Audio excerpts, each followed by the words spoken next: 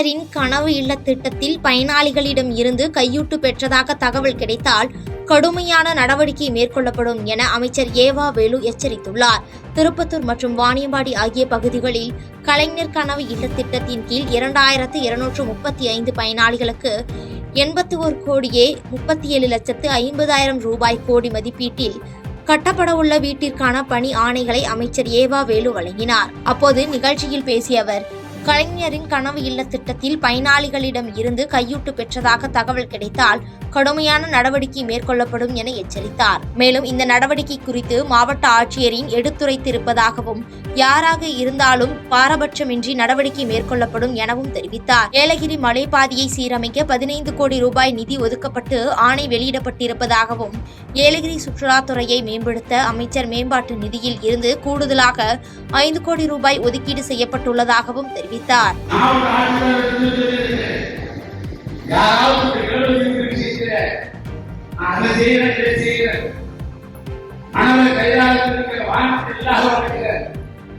அப்படி யாராவது கையிட்டு பெறுவாரையானால் அவர்கள் யாராக இருந்தாலும் கடுமையான நடவடிக்கை எடுக்கப்படும் என்ற நேரத்தில் நான் தெரிவித்துக் கொள்ள நான் விரும்புகிறேன்.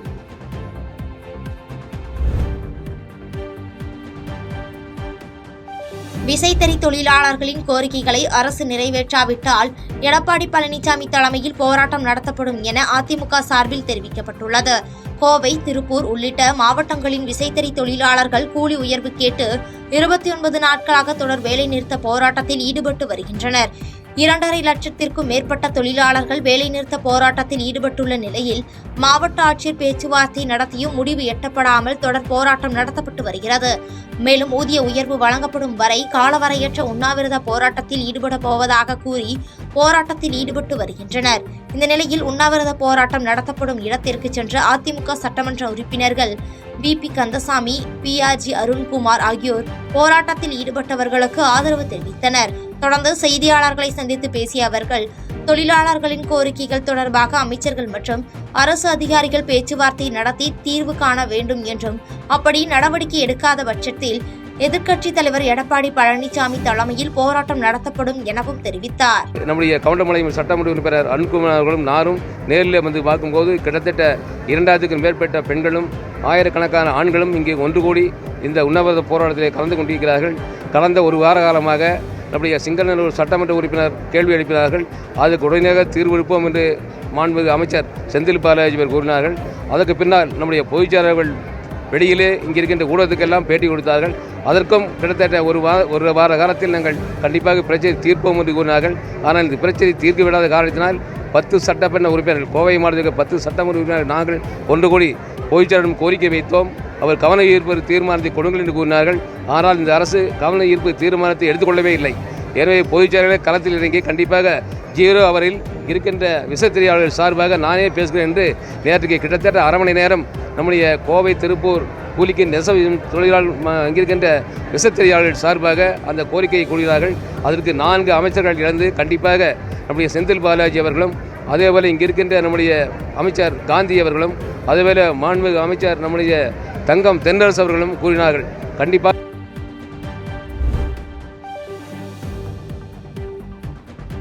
கோவை அருகே அதிக அளவிலான உதிரி போக்கினால் கல்லூரி மாணவி உயிரிழந்த சம்பவம் சோகத்தை ஏற்படுத்தியுள்ளது.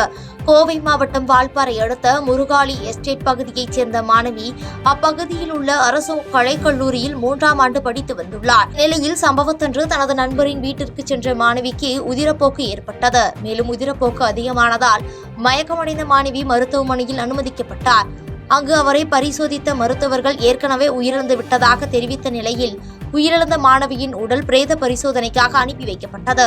உதிரப்போக்கு காலத்தில் அதிகளவு மாத்திரை உட்கொண்டதன் காரணமாக உயிரிழப்பு ஏற்பட காரணமாக இருக்கக்கூடும் என மருத்துவர்கள் தெரிவித்த நிலையில் போலீசார் இச்சம்பவம் குறித்து விசாரித்து வருகின்றனர்.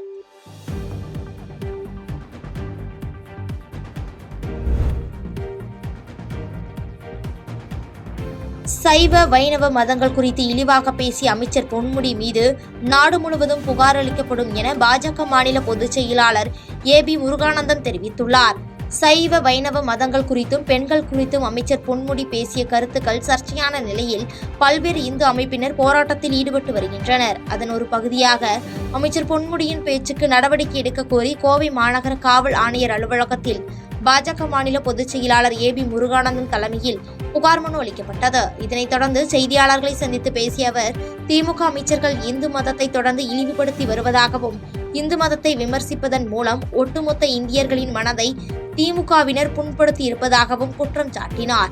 மேலும் அமைச்சர் பொன்முடியை அமைச்சர் பதவியில் இருந்து நீக்க வேண்டும் என வலியுறுத்திய அவர், அமைச்சர் பொன்முடியை கைது செய்து சிறையில் அடைக்க வேண்டும் எனவும் சாடினார். பாரதிய ஜனதா கட்சியின் சார்பாகவும் ஒட்டுமொத்த இந்திய மக்களினுடைய சார்பாகவும் தமிழகத்தினுடைய அமைச்சர் பொன்முடி அவர்களுடைய தரங்கெட்ட ஒரு பேச்சு சமூக வலைதளத்தில் இந்தியா மட்டும் கிடையாது, உலகம் முழுவதும் இருக்கக்கூடிய இந்துக்களினுடைய மனதை புண்படுத்தி இருக்கின்றது. பாரதிய ஜனதா கட்சியின் சார்பாக நாங்கள் எல்லாம் ஒன்று திரண்டு இன்றைக்கு கமிஷனர் அலுவலகத்தில் ஒரு மனுவை கொடுத்திருக்கின்றோம். அதில் அமைச்சர் பொன்முடியை உடனடியாக கைது செய்ய வேண்டும். ஏதோ கட்சி பொறுப்பை விட்டு எடுத்துட்டாங்கன்னு சொன்னாங்க. அமைச்சர் பொன்முடியை உடனடியாக கைது செய்யப்பட வேண்டும், சிறையில் அடைக்கப்பட வேண்டும். இன்றைக்கு உயர்நீதிமன்றம் கூட இந்த கருத்தை நேற்றைக்கு முன்னெடுத்திருக்கின்றார்கள். அதனால மிக கடுமையான கண்டனங்களை தெரிவித்துக் கொள்கின்றோம்.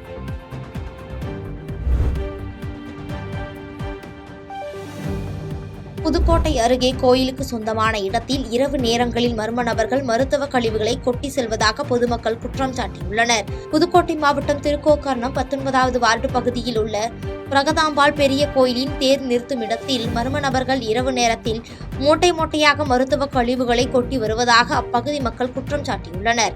குப்பை கொட்டப்படும் இப்பகுதிக்கு அருகே அரசு பள்ளியின் சமையலறை அமைந்துள்ளதால் உணவு சமைக்கும் போது குழந்தைகள் உணவருந்தும் போது துர்நாற்றம் வீசுவதாக பள்ளி நிர்வாகத்தினர் குற்றம் சாட்டியுள்ளனர்.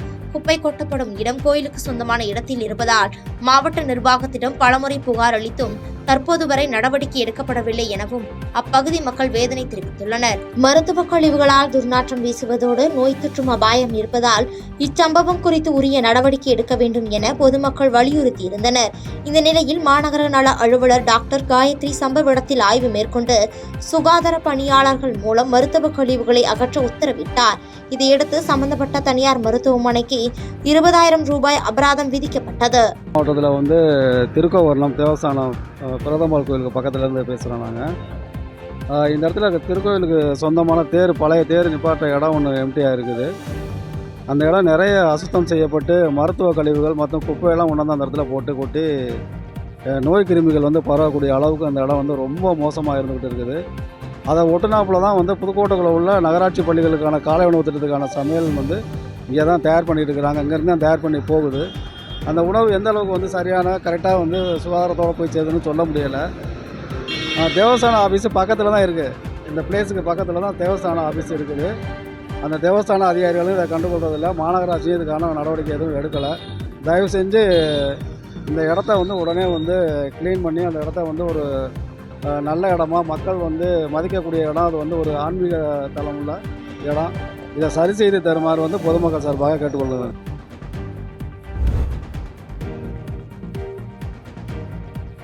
வக்ஃபு வாரிய திருத்த சட்ட மசோதாவை திரும்ப பெறும் வரை சட்ட போராட்டம் தொடரும் என நவாஸ்கனி MP தெரிவித்துள்ளார். திருச்சி மாவட்டம் பாலக்கரை ரவுண்டானா அருகில் வக்ஃபு திருத்த சட்ட மசோதாவிற்கு எதிர்ப்பு தெரிவித்து இந்திய யூனியன் முஸ்லீம் லீக் கட்சியின் சார்பில் கண்டன ஆர்ப்பாட்டம் நடைபெற்றது. இதில் கலந்து கொண்ட தமிழ்நாடு வக்ஃபு வாரிய தலைவரான நவாஸ்கனி MP மத்திய அரசை கண்டித்து உரையாற்றினார். இதனையடுத்து செய்தியாளர்களை சந்தித்து பேசிய அவர், வக்ஃபு திருத்த சட்ட மசோதாவுக்கு எதிராக இந்திய முஸ்லீம் லீக் கட்சி தொடுத்த வழக்கில் உச்சநீதிமன்றம் இடைக்கால தீர்ப்பை அளித்துள்ளதாகவும் சட்ட திருத்தங்களை முழுமையாக ரத்து செய்யும் வரை சட்ட போராட்டங்கள் தொடரும் எனவும் தெரிவித்தார். மேலும் திருச்செந்தூரில் வக்ஃபு நிலங்கள் பாராதீனம் ஆகிவிட்டால் யாரும் இனி சொந்தம் கொண்டாட முடியாது என்றும் திருச்செந்தூரில் பொதுமக்கள் அவரவர்களின் சொத்துக்களை பத்திரப்பதிவு செய்து வருவதாகவும் தெரிவித்தார். திருத்த சட்டத்தை எதிர்த்து இந்திய யூனியன் முஸ்லீம் லீக்கினுடைய அனைத்து மாவட்டங்களிலும் ஒன்றைய கண்டன ஆர்ப்பாட்டம் நடைபெற்றது. அதில் திருச்சியிலே நடைபெற்ற கண்டன ஆர்ப்பாட்டத்தில் கலந்து கொண்டிருக்கின்றோம். நேற்றைய தினம் இதற்கு எதிராக தொடரப்பட்ட வழக்கிலே ஒரு இடைக்கால தீர்ப்பு கிடைத்திருக்கின்றது.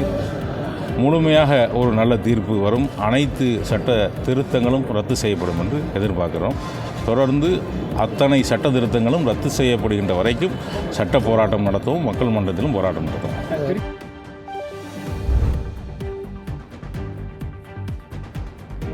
திருப்பத்தூரில் துணை சுகாதார நிலையத்தை திறந்து வைத்து 962 பயனாளிகளுக்கு கலைஞர் கனவு இல்லம் திட்டத்தின் கீழ் பணி ஆணைகளை அமைச்சர்கள் ஏவா வேலு மற்றும் மா சுப்பிரமணியன் உள்ளிட்டோர் வழங்கினர். திருப்பத்தூர் மாவட்டம் கதிரம்பட்டு கிராமத்தில் மருத்துவம் மற்றும் மக்கள் நலத்துறை சார்பில் புதிதாக கட்டி முடிக்கப்பட்ட அரசு ஆரம்ப சுகாதார நிலையத்தை பொது பயன்பாட்டிற்கு அமைச்சர் ஏவா வேலு மற்றும் மா சுப்பிரமணியன் ஆகியோர் ரிப்பன் வெட்டி திறந்து வைத்தனர். அதனைத் தொடர்ந்து 962 பயனாளிகளுக்கு கலைஞர் கனவு இல்லம் திட்டத்தின் கீழ் பணி ஆணைகளை அமைச்சர்கள் வழங்கினர்.